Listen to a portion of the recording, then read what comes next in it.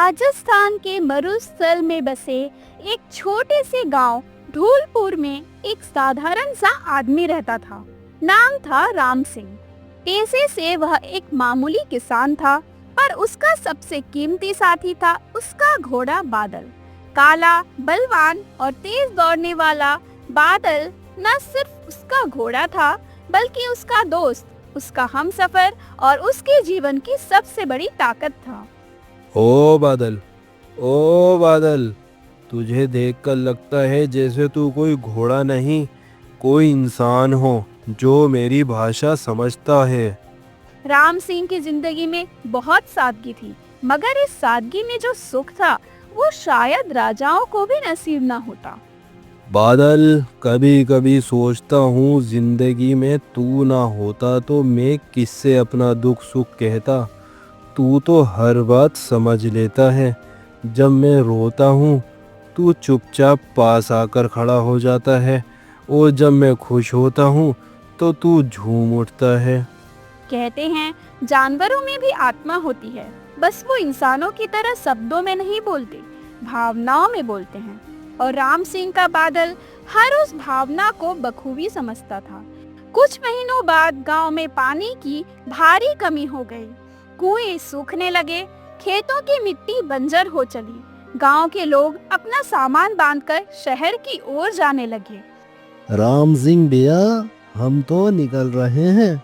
अब यहाँ तो कुछ बचा ही नहीं, तुम भी चलो ना हमारे साथ। मैं बादल को लेकर शहर नहीं जा सकता। वहाँ वो पिंजरे में रहेगा या किसी खूंटे से बंधा हुआ।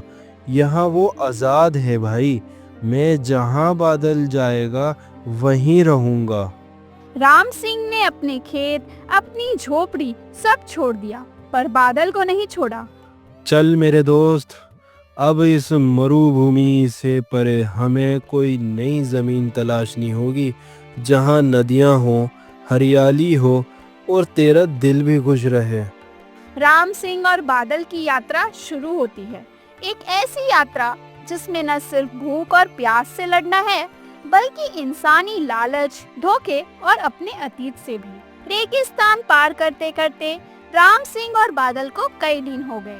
भूख, प्यास और थकावट के बाद एक दूर गांव दिखाई दिया, नैनपुर। बेटा, अरे ओ बेटा, रेगिस्तान से आए हो क्या? कैसे हाल बना रखा है तुमने अपना? पानी मिलेगा चाचा, बहुत दूर से सफ़र करके आए हैं। बादल, मेरा घोड़ा भी बहुत थक चुका है। अरे हाँ हाँ, गाँव में आओ, कुएं पर पानी है, खाना भी मिलेगा, तुम आराम करो। तुम जैसे ईमानदार लोग अब कहाँ मिलते हैं बेटा। गांव वालों ने उसका स्वागत किया, पर सब वैसा नहीं था जैसा दिख रहा था। ये घोड़ा तो जैसे काले मोती जैसा है, बेचेंगे तो हजारों मिलेंगे। कल सुबह होते ही इस घोड़े को गायब कर देंगे। उस राम सिंह को पता भी नहीं चलेगा कि उसका घोड़ा कहाँ गया। बादल, ओ बादल, कहाँ गया रे तू? बादल भाई, भाई, किसी ने मेरा घोड़ा देखा है। वो रात को यहीं बांधा था। काला घोड़ा है, बड़ी बड़ी आंखें हैं उसकी। भाई, देखा है भाई किसी ने मेरा घोड़ा? अरे बेटा, ये गांव नहीं, जाल है। जहाँ जो आता है कुछ ना कुछ खोकर ही जाता है। राम सिंह को समझ आ गया, उसका भरोसा तोड़ा गया, पर वो हार मानने वाला नहीं था। घोड़ा तो अब ठाकुर के हवाले कर दिया। उसने कहा है जो भी मालिक ढूंढता हुआ आए इस घोड़े को, उसे भगा देना। अच्छा, तो बादल अब ठाकुर के पास है। मेरा यार अब बंदिशों में कैद है। बादल, तू घोड़ा है, पर तेरा साथ किसी इंसान से कम नहीं। अब तुझे छोड़ना मेरे बस में नहीं, चाहे जान ही चली जाए, मैं तुझे वापस ला के रहूंगा बादल। राम सिंह ने निर्णय ले लिया।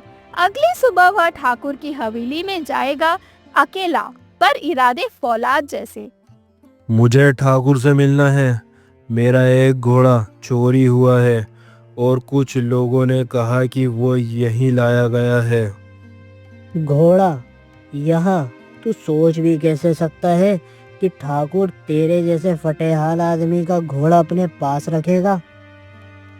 घोड़ा कोई साधारण नहीं है दोस्त, उसका नाम बादल है। बचपन से मेरे साथ है, जंगलों में, रेगिस्तानों में। कई बार मौत के मुंह से हमने एक दूसरे को खींचा है। वो मेरा साथी है, परिवार है, और वापस लेने आया हूँ मैं उसे आज, और लेकर ही जाऊंगा। बड़े जज्बाती हो रहे हो। अगर इतना ही प्यारा था तो रात को उसकी रखवाली क्यों नहीं की? मैंने रखवाली की थी, लेकिन धोखा हमेशा भीतर से होता है, बाहर से नहीं। मैं वो आदमी नहीं जो धोखे को चुपचाप सह ले। अरे कौन है जो इतनी बहस कर रहा है मेरे दरवाजे पर? क्या चाहिए तुझे किसान? मैं भीख नहीं देता। और अगर तू घोड़े की बात कर रहा है तो सुन, अब वो मेरा है। जंगल में घूम रहा था, कोई मालिक नहीं था। अब वो मेरा घोड़ा है। घोड़ा जंगल में नहीं था ठाकुर, वो मेरे साथ था, गांव में। और चोरी करना, चाहे इंसान का हो या जानवर का, चोरी ही होती है। आप उसे धन का प्रतीक समझते हैं, मैं उसे जीवन का साथी मानता हूँ। मैं उसे छोड़कर नहीं जाऊंगा ठाकुर। तू मुझे सिखाएगा न्याय? तेरे जैसे सैकड़ों आते हैं, घोड़ा क्या खुद को बेच देते हैं 2 पैसों में, और तू मुझसे मेरा घोड़ा मांग रहा है? ठाकुर, मैं भी बिक सकता था, लेकिन वो बिकता नहीं, वही घोड़े पालता है। ठाकुर, आप ताकतवर हैं, सैनिक आपके हैं, हवेली आपकी, पर मेरी आवाज़ सच्ची है।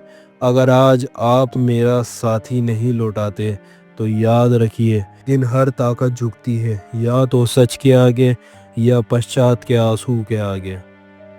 ठीक है, अगर इतना ही प्यार है तुझे उस जानवर से, तो एक शर्त है। मेरे बगीचे में जो बेल है उस पर नाग बैठा है। जा उस नाग की बेल से एक फूल तोड़ ला। अगर बिना डसे तू वो फूल ले आया तो घोड़ा तेरा, वरना तू खुद ही उस नाग के भोजन बन जाएगा। मंजूर है, क्योंकि जब इरादा साफ होता है तो जहर भी अमृत बन जाता है। क्या नाग सच में जहरीला है या ये ठाकुर की एक चाल है? क्या राम सिंह उस फूल को ला पाएगा और अपने साथी को वापस पाएगा?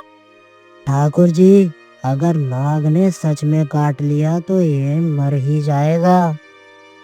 उसे इसी के लिए भेजा है, गांव वालों के सामने उसकी बहादुरी की आखिरी निशानी भी खत्म करनी है। तू डर का प्रतीक है, पर मैं तुझसे लड़ने नहीं आया। मैं फूल लेने आया हूँ, एक वचन निभाने आया हूँ, एक साथी को वापस लाने आया हूँ।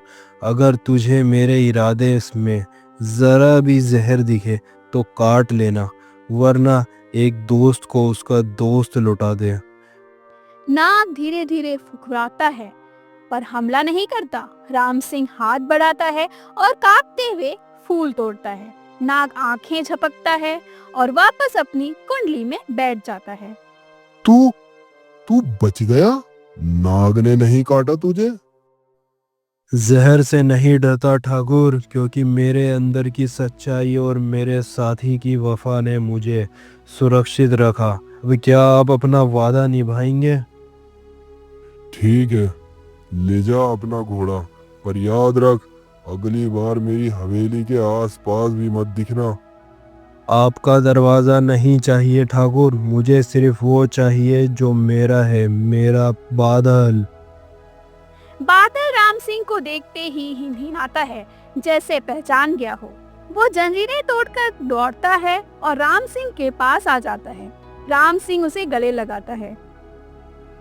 चल मेरे दोस्त, फिर से चलें उन रास्तों पर जहाँ कोई डर नहीं, कोई धोखा नहीं, सिर्फ तू और मैं और हमारी आज़ादी।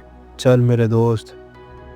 यह कहानी हमें सिखाती है कि सच्ची दोस्ती न तो इंसान की शक्ल देखती है, न जात पात और न ही मजबूरी। एक इंसान और एक जानवर के बीच का रिश्ता अगर वफादारी, समझदारी और भरोसे पर बना हो तो वो किसी भी तूफान से लड़ सकता है। राम सिंह और उसके घोड़े बादल की जोड़ी हमें ये ही बताती है कि वक्त चाहे जैसा भी हो, अगर इरादे नेक हो और साथ सच्चा हो तो जीत जरूर मिलती है। अगर आपको ये कहानी पसंद आई हो तो लाइक जरूर कीजिए, कमेंट करके बताइए कि किस मोड़ पे आपको सबसे ज्यादा छुआ और सब्सक्राइब करना मत भूलिए। ऐसी और भी कहानियाँ जल्द आ रही हैं। हर कहानी एक आवाज होती है, बस सुनने वाला चाहिए।